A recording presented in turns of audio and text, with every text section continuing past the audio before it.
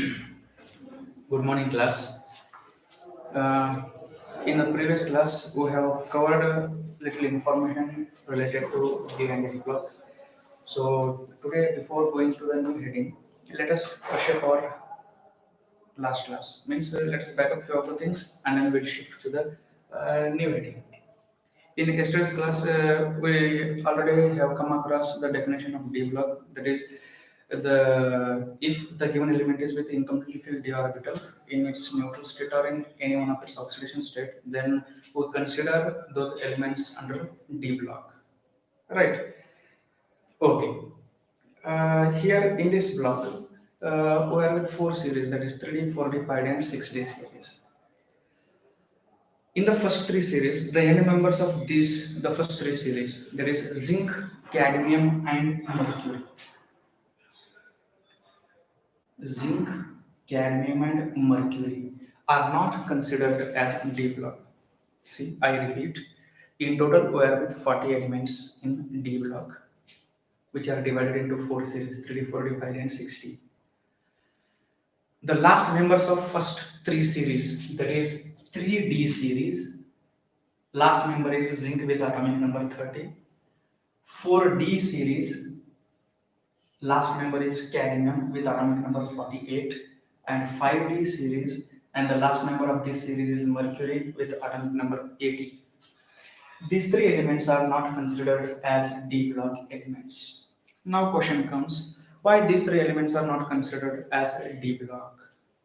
In general, the reason is, according to, if I go according to the definition of D block, what definition of D block says?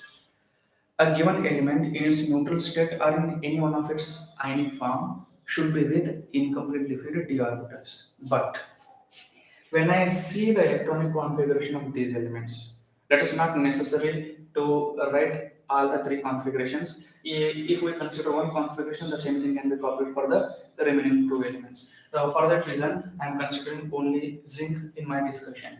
Atomic number of zinc is 30 with configuration argon 3d10 4s2. The common oxidation state of zinc is plus 2, means I am required to remove 2 electrons from the outermost shell, which is 4s. Remove 2 electrons from this. I will be left with D10 configuration, and the zinc will be in ionic form, that is in plus 2 oxidation state. Now have a look on its electronic configuration. In the electronic configuration, what I am observing is the d orbital is completely filled.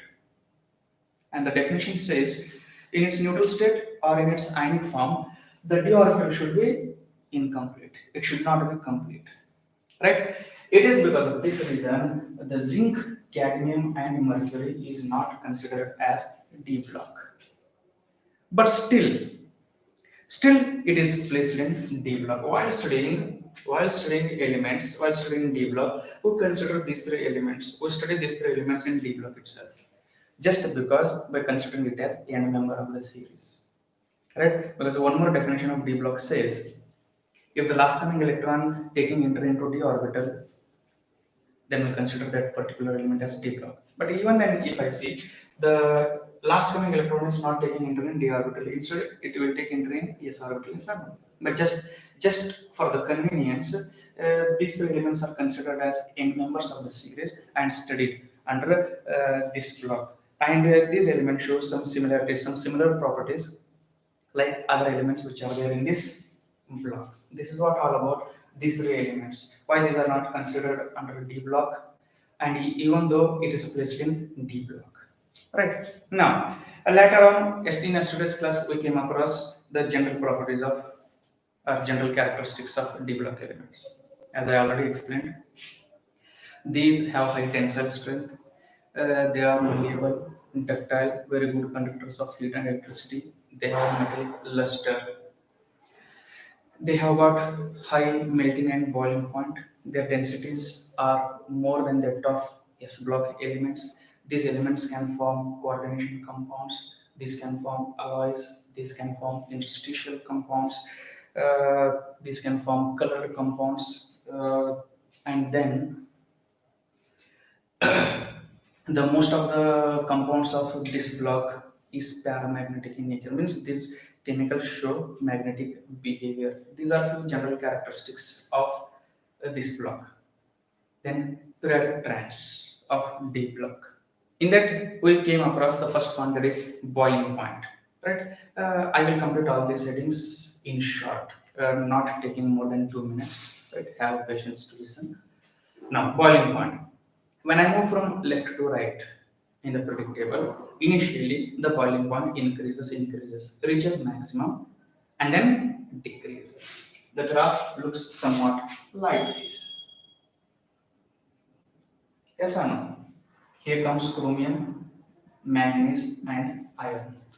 So, because of more number of unpaired electrons, more number of bondings possible, to break that, one need more energy to melt it, to break it, right? So, initially, because of more number of unpaired electrons, and the energy required to melt it is more.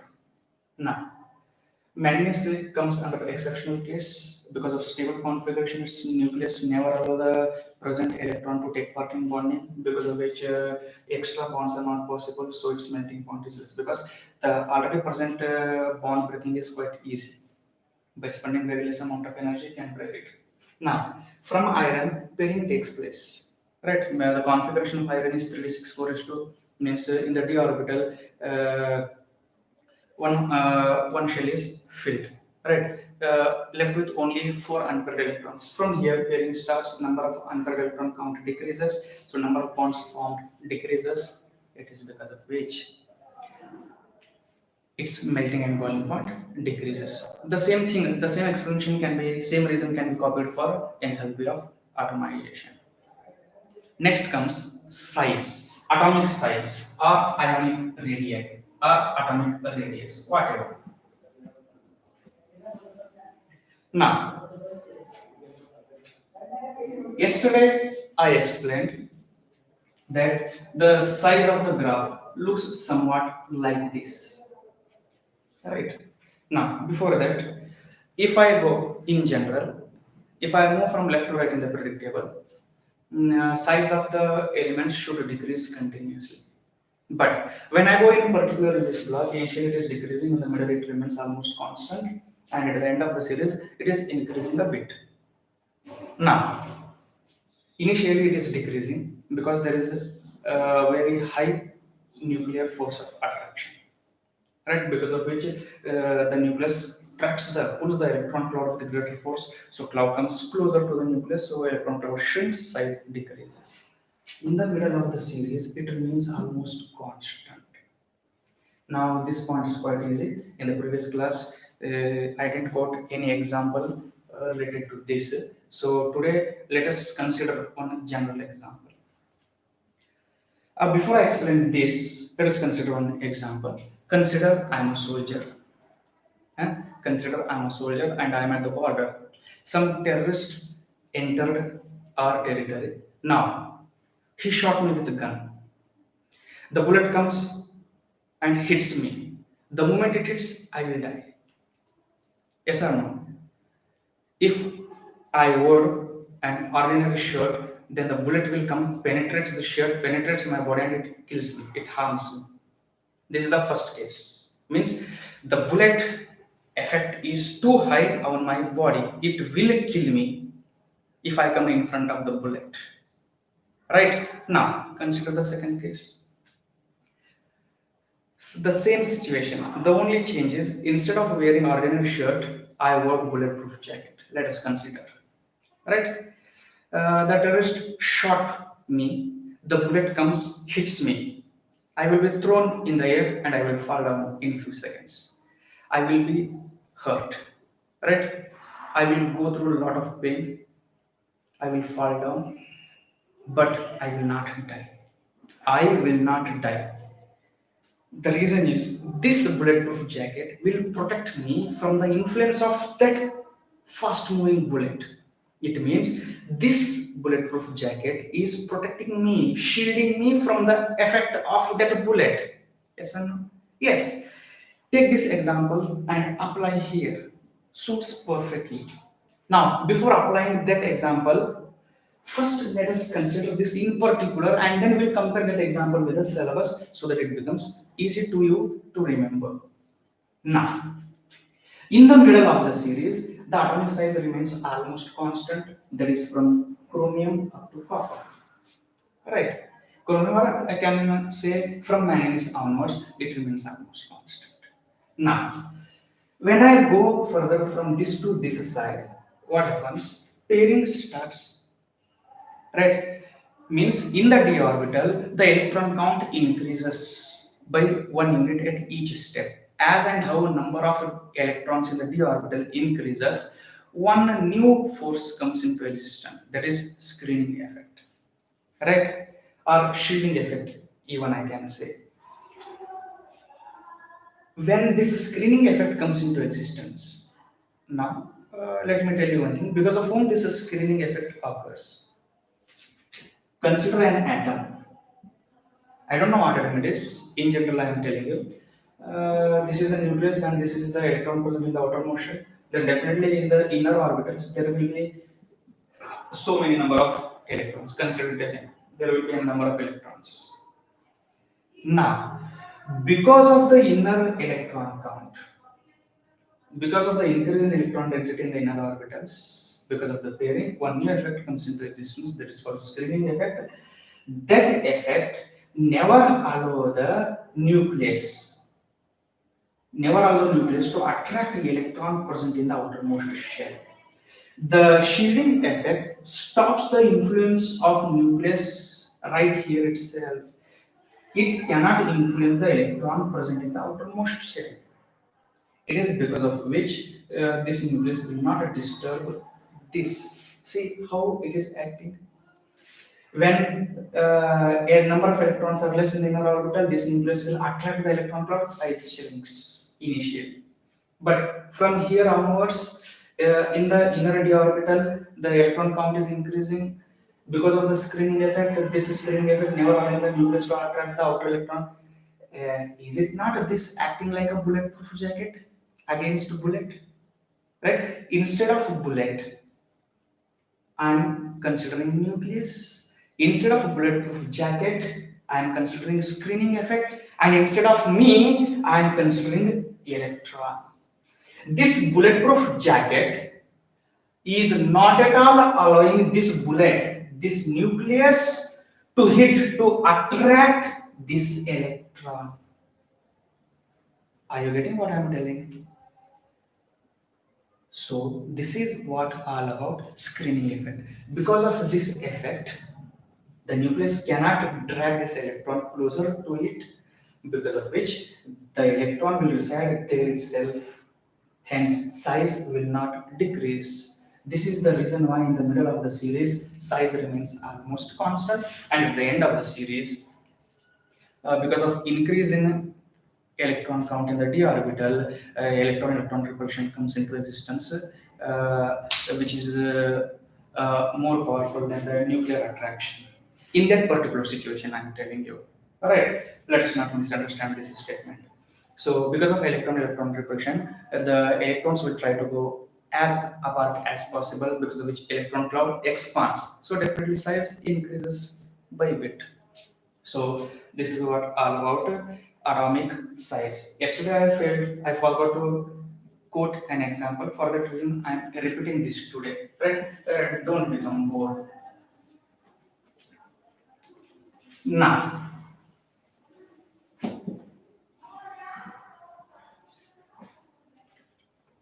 next heading is ionization energy. Means amount of energy needed to remove the electron present in the outermost shell. So let us not go in detail about this, because in yesterday's class only I have explained it in detail. I didn't leave any points.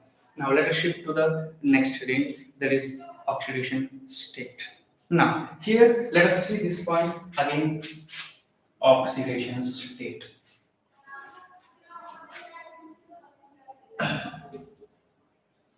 Scandium, titanium, vanadium, chromium, manganese, iron, cobalt, nickel, copper, and zinc. Now The configuration of scandium is 3d1 4s2 means in total it is with 3 electrons in its outermost shell. Actually, it is with only 2 electrons in its outermost shell, and the outermost shell of this 3D series is 4s actually, right? But still, I'm telling it is with 3 electrons in its outermost shell. The reason is the energy gap between the 3D and 4s is too small.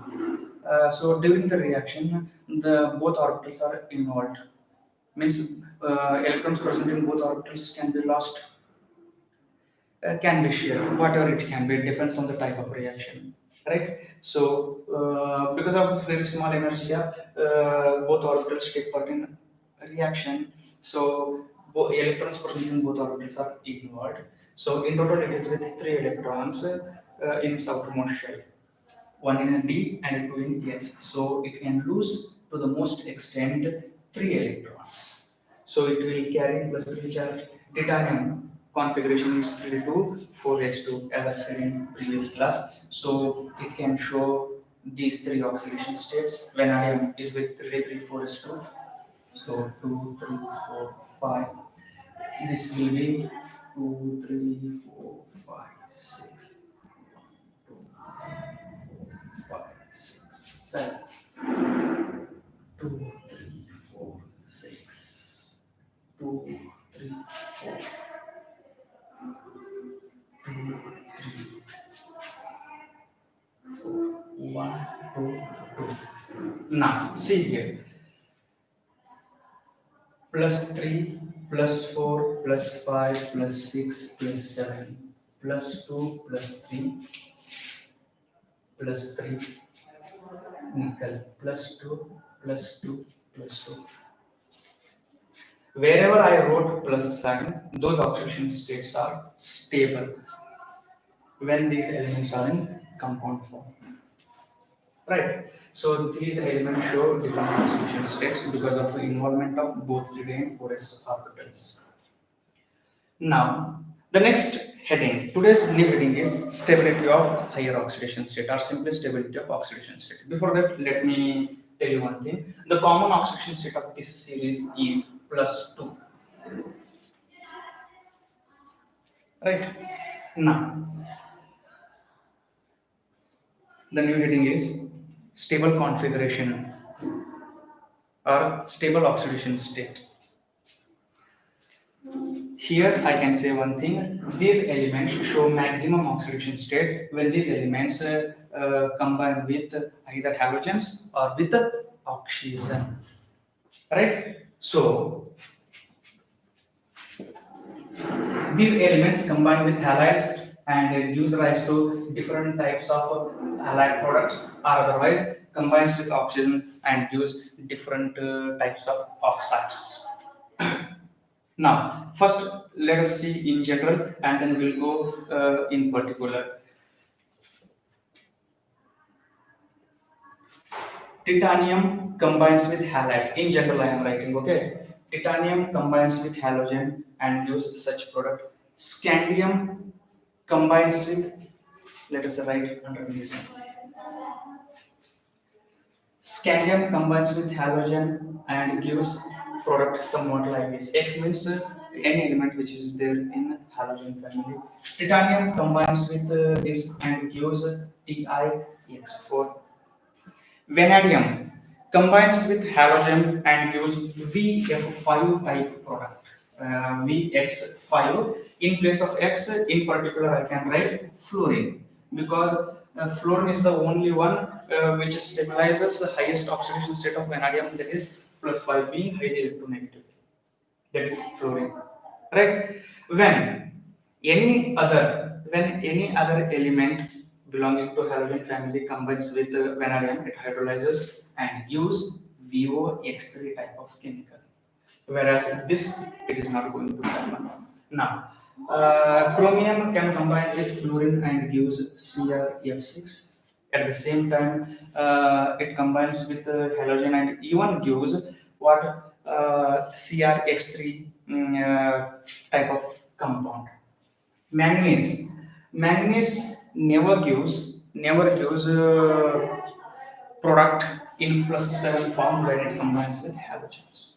To the most extent, it can give me MnX4 type of chemical. MnX4 means in +4 oxidation state. This is 1, 2, 3, 4, 5, 6, and 7.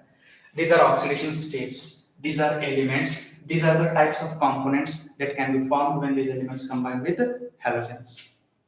Right. In the same way, iron gives FeX2 and FeX3 type. Cobalt gives CuX3 type. Nickel gives NiX2 type. Copper gives CuX and CuX2 type, and zinc gives ZnX2 type of halides. Now, out of all these, here we are with one particular element which can be considered under discussion. Here, X means I cannot use any halogen, right? When copper is in +2 oxidation state, if I treat that copper with iodide ion, then the product will be something different. Let us see it here. Consider the copper ion that I am using is in +2 oxidation state, to which I am treating with iodide ion, right? When I treat this with this, I will get Cu2I2 plus I2. C. And with 2 copper ions plus 2 plus 2. And with 4 iodide ions 1, 2, 3, 4 minus, minus, minus, minus. Now, do one thing. Remove 2 electrons from this. Then it becomes neutral. Right? Plus 1 electron, plus 1 electron. These two combines and iodine molecule is formed, evolves out in the form of gas. Left with 2 electrons.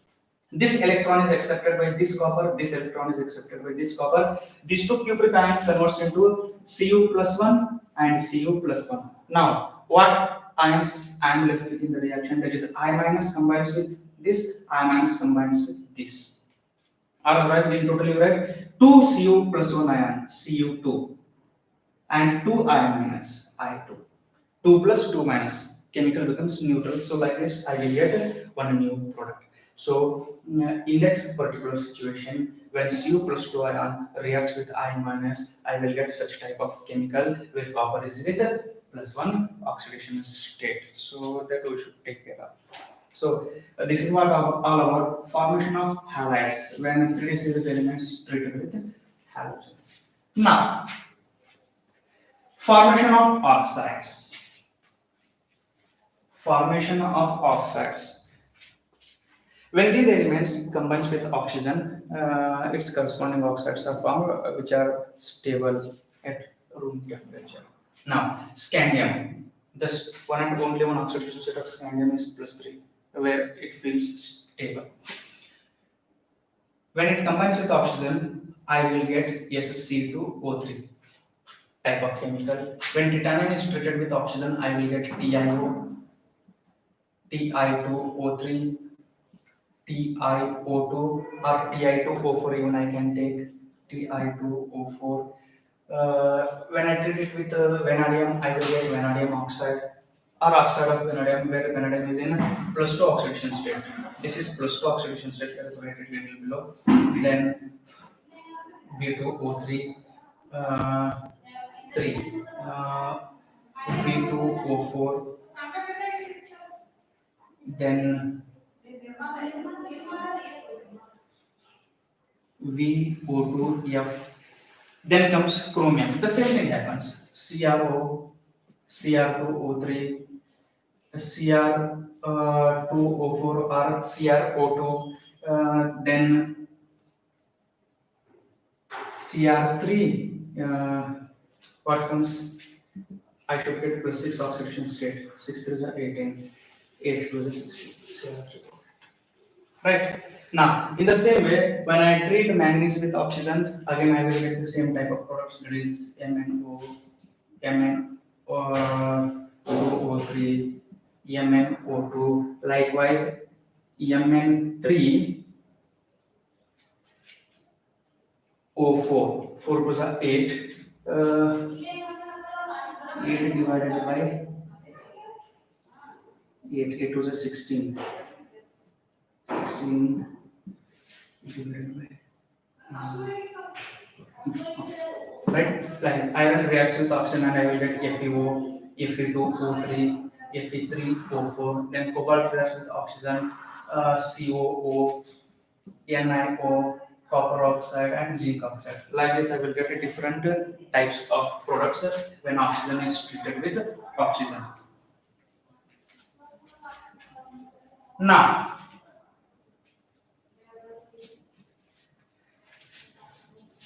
the new heading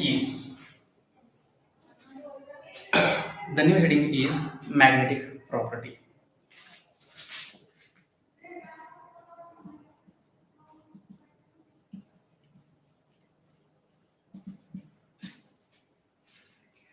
Now, before I go to that particular heading, let us consider one general example. Consider this is a kerchief to which I am holding in my hand, right? And one metallic piece. Consider this as a metallic piece. When I take this kerchief closer to the magnet, it will not get attracted, right? Whereas this metallic piece, this metallic rod, when I bring it to the surface of a magnet, it will get attracted towards the surface of the magnet. It means few of the chemicals which are available around us are getting attracted towards the magnet and few are not at all getting attracted. Now, why few are getting attracted and why few are not getting attracted? First question comes in our mind.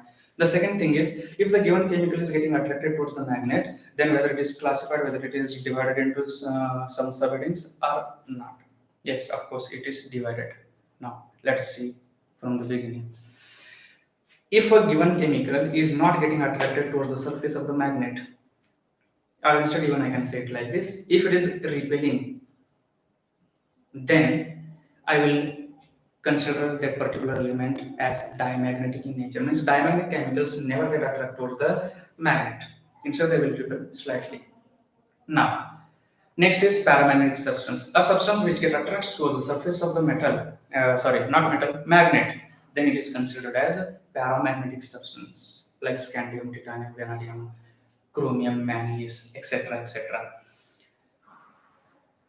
Now question comes, why these elements are getting attracted? See, whatever may be the chemical, it can be kerchief, it can be iron rod, it can be wood, it can be stone, whatever it can be. All these products are with nucleus, means these all are made up of atoms. Atom will be always with nucleus and some electrons are revolving around it. Then why are getting attracted towards magnet and why some are not getting attracted? The reason is electrons. What type of electrons I am talking about is number of unpaired electrons or simply unpaired electrons. Let us consider a given component is with unpaired electron. Then definitely that particular chemical will get attracted towards the magnet. If it is getting attracted towards the magnet, then I can consider it under paramagnetic heading. Right? So why paramagnetism comes into existence? Because of unpaired electrons. Now, there is one extreme case, that is ferromagnetism. Ferromagnetic substances means substances which are getting attracted towards the magnet with greater force. This is extreme form of paramagnetism. Under this, we consider iron, cobalt, nickel as one of the best example. Now, question comes, sir, okay, because of unpaired electron, the chemical is getting attracted towards magnet. What is the actual reason behind it? It is for this there are two reasons. Electron revolves around the nucleus in the orbit, and at the same time it spins around itself. These two are the main basic factors because of which a magnetic field is generated, which is quite opposite to the applied one, and it will get attracted towards the magnet and shows magnetic behavior. So paramagnetism arises due to two things. One is spin motion of an electron and orbital motion of an electron. Here, in this series, means in a D block in the 3D series, because of the side-by elements, the orbital motion of an electron is quenched. Sir, quenched means what? Quenched means destruction, destroying. The side-by atom never allow the electron to revolve in the orbit properly. It is stopped, it is interrupted. So the orbital motion is quenched, it is stopped. So generally, for the chemical to show paramagnetism, two things are required, that is spin motion and orbital motion.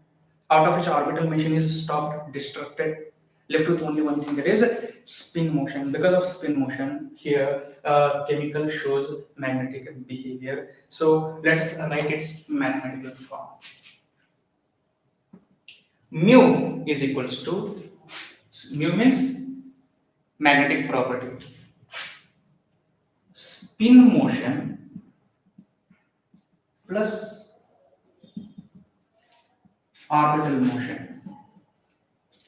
Now, resultant combination of these two gives me magnetic moment value, and its mathematical form is mu is equals to under root of 4s into s plus 1 plus l into l plus 1. Spin motion, orbital motion. Now, it is quenched, it has disrupted. Now, in the next step, what I will do, I will consider this part as 0 because it is not at all contributing any magnetic property at present in this particular 3D series. So I will be left with formula 4s into s plus 1.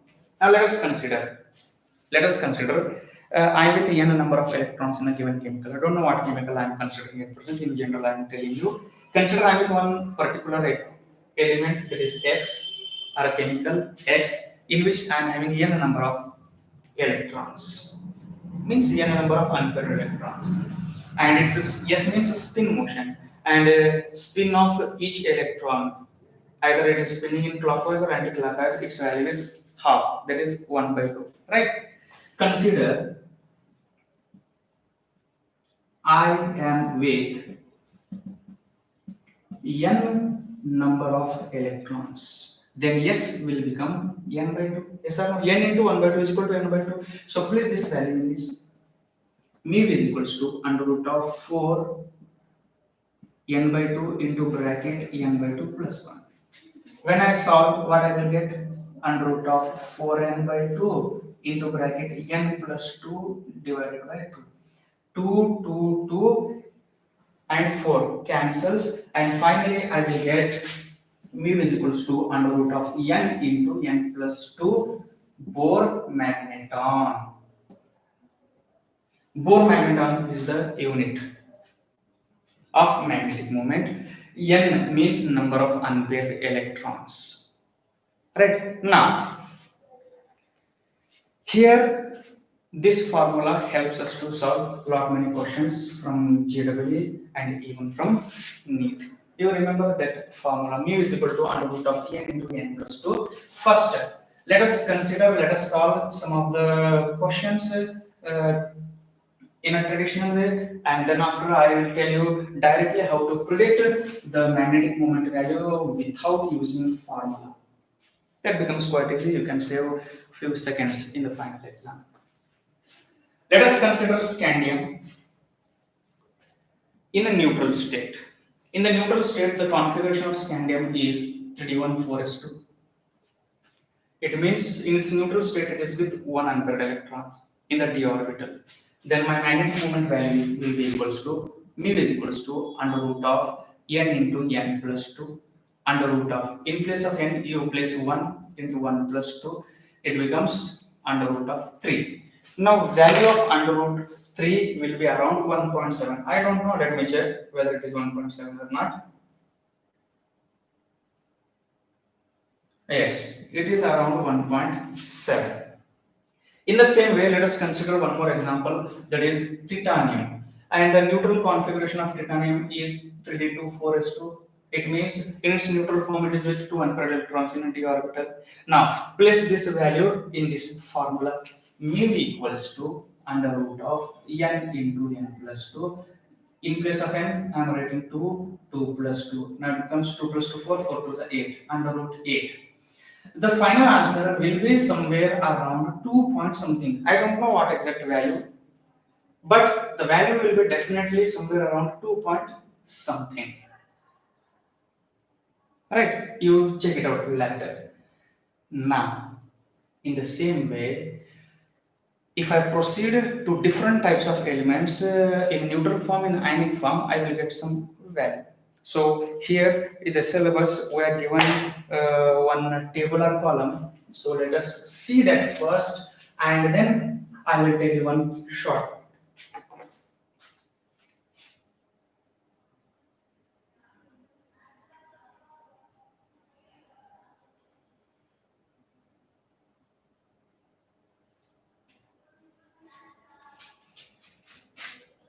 Scandium in +3 state, titanium in +3 state, titanium in +2 state,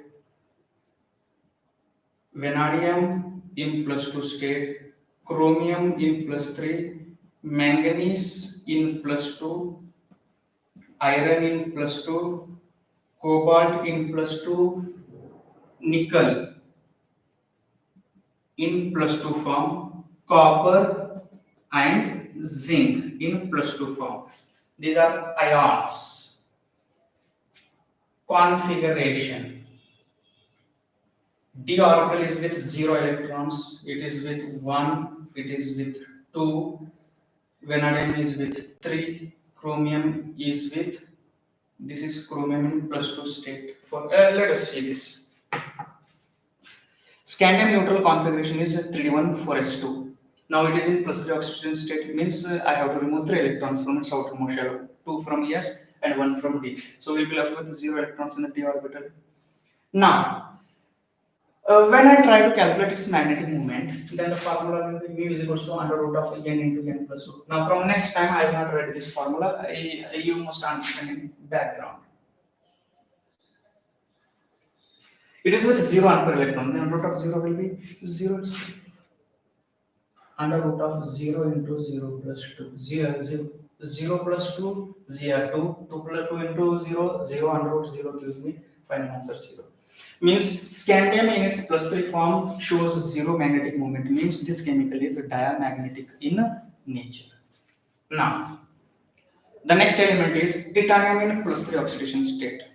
Its neutral configuration is 3d2 4s2, means it is with 4 electrons, out of which I am taking 3 out. So left with 1 electron in the d orbital, that is d1 configuration. Right, then mu is equals to under root of 1 into 1 plus 2. 2 plus 1, 3, 3 into 1, 3. Answer will be 1.7 something. Now, next, titanium in +2 state. Titanium is with 4 electrons, out of which I have removed 2, means in the d orbital I will be left with 2 electrons. In the d orbital, I will be left with 2 electrons. So mu is equals to under root of 2 into 2 plus 2. 2 plus 2, 4, 4 is 8. Under root 8 will be somewhere around 2 point something. Next, vanadium with +2 state. Scandium, titanium, vanadium. Means 3d3, 4s2, means total 5 electrons. Out of which 2 are removed, left with 3 in the d orbital. So d3 configuration. Mu will be equals to C now.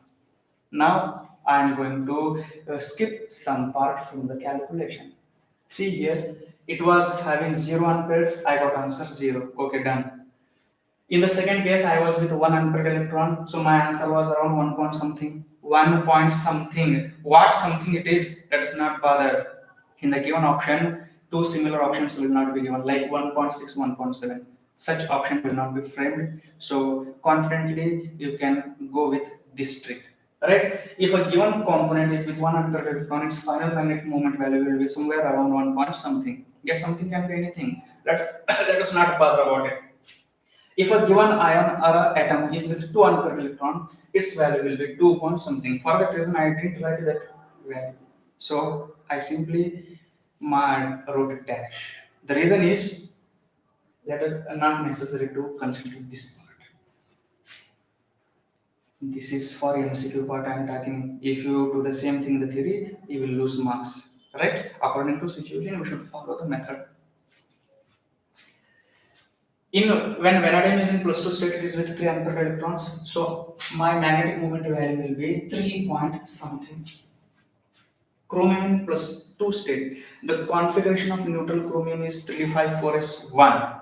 It is in +2 oxidation state. Remove 2 electrons, 1 from S and 1 from D. We will be left with 4 ampere electrons in d orbital.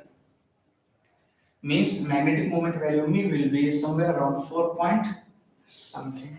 Next, manganese in +2 state. Manganese configuration is 354s2. Right. Now, it is with 5 unpaired electrons. So, final value will be 5 point something. Iron with +2 state, 364s2, remove 2 from s orbital, left with 4 unpaired electrons, one starting orbital will be completely filled. So, left with 4 unpaired electrons. So, my final answer will be 4 point something. Cobalt is with +2 oxidation state, means cobalt 37, 4s2, 7, 5, 6, 7, means left with 3 unpaired electrons. So 3 point something. Nickel 38, 4s2, remove 2 from yes, 38 means left with 2 unpaired electrons, 2 point something. Copper in +2 state, 3d10, 4s1, its neutral form. Remove 1 electron from S and 1 from D. Will be left with 3d9 configuration, means 1 unpaired electron. The final answer will be 1 point something. Zinc is with +2 state. Its neutral form, neutral configuration is 3d10, 4s2. Remove 2 electrons from the 4s orbital. You will be left with 3d10 configuration, which is completely filled. We find no unpaired electron. So my answer will be 0. When the given chemical is with value 0, this is considered as diamagnetic in nature. Right? When the given elements are with one or the other, one or more unpaired electrons, so we consider them as paramagnetic. All these are considered as paramagnetic. And iron, cobalt, nickel are considered as ferromagnetic substances. So this is the extreme form of magnetism. Right. So here magnetic property ends. Now, for you, this formula is important. Right? Most of the times, question will come on this in the MCQ part. But you remember this one. And from electronic configuration, see, I tell you one thing.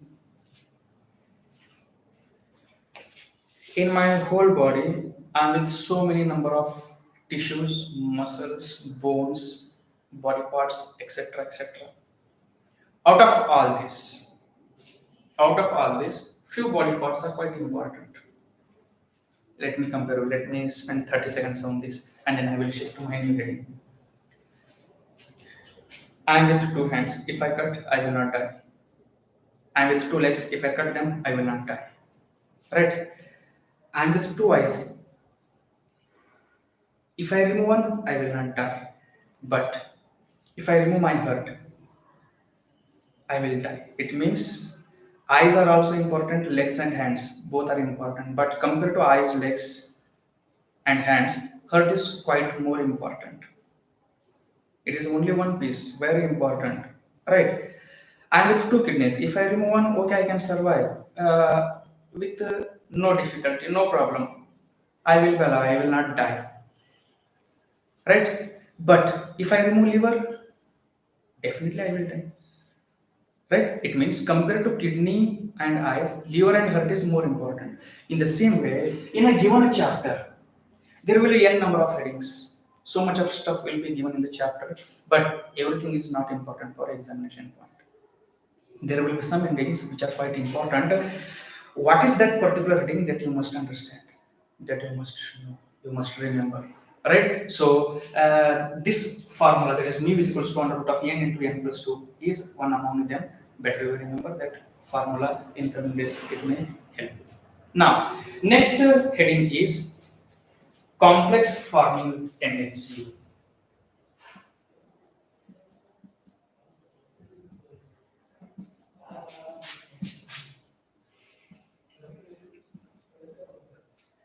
These d block elements can also form complexes. Now, first of all, what complex mean? Yes or no? In second year, you are with one chapter called by the name coordination compound. There you will come across these complexes in detail with varieties of examples, with a different type of explanation. So here, I will not go in detail. In general, I will tell you what complex mean or what coordination compound. Coordination compound means There will be one metal atom which will be present at the center, and this central atom will receive electrons from the side by elements, side by chemicals which are ready to donate electrons, and makes a coordinate bond, right? And forms a complex which is written in a square bracket. We call such chemicals as complexes or simply coordination compounds. Like for example, potassium ferrocyanide, K4FeCN6. One more, potassium ferricyanide, that is K3FeCN6. Next, hexamine cobalt 3 chloride, that is CONH3 6 times Cl3. Take one more example, Ni NiCN 4 times Cl2. Or otherwise, instead of this, let's consider one example related to platinum. Pt, NH3 twice Cl2. This is even called as cisplatin. Right? Now, like this, we will be with n number of complexes. Now remember one important point. K4FeCN6 name is potassium ferrocyanide. Its common name is potassium ferrocyanide, and this is the first ever prepared coordination compound in the history of science. This can be asked in the exam. Potassium ferrocyanide formula is K4FeCN6. Right. Now, okay. When I am mixing d block elements with some ligand means electron donating species are called as ligands in coordination compound chapter. Okay, so when I mix d block elements with electron donating species, such type of chemicals are formed. Now, iron belongs to metal family. Metals have electron donating property, not electron taking property. Metals can donate electrons but will not accept because their electron potential value is highly negative. Means this has capacity to donate electrons to others. Like Ambani, how Ambani donate electrons to the poor people. Like that. In this situation, why these metals accepting electrons? There are few important reasons behind it. First one is high charge density. High charge. Remember this point. Question has come on this, right? You must remember this. High charge density, small size, and empty d orbitals.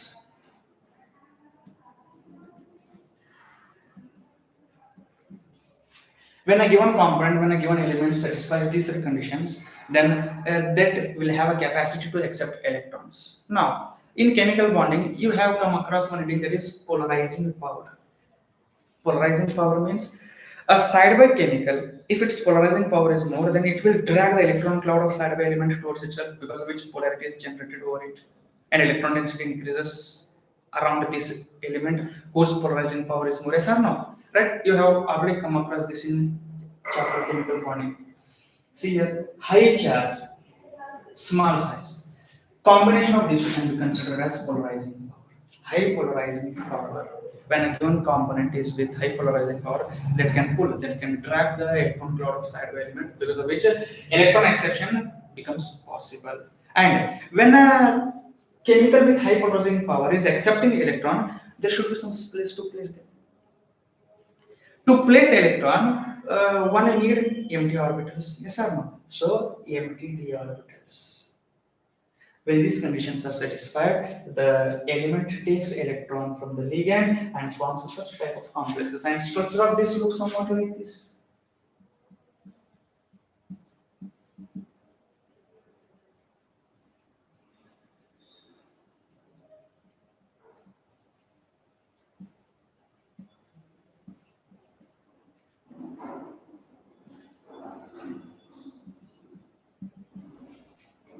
The structure of this looks somewhat like this when I take its X-ray photograph, right? So this is what all about complex forming tendency. In this, you are required to remember these 3 points. That is high charge, small size, and availability of empty orbitals. Right? Now, remaining headings we'll see in the next coming class. Thank you.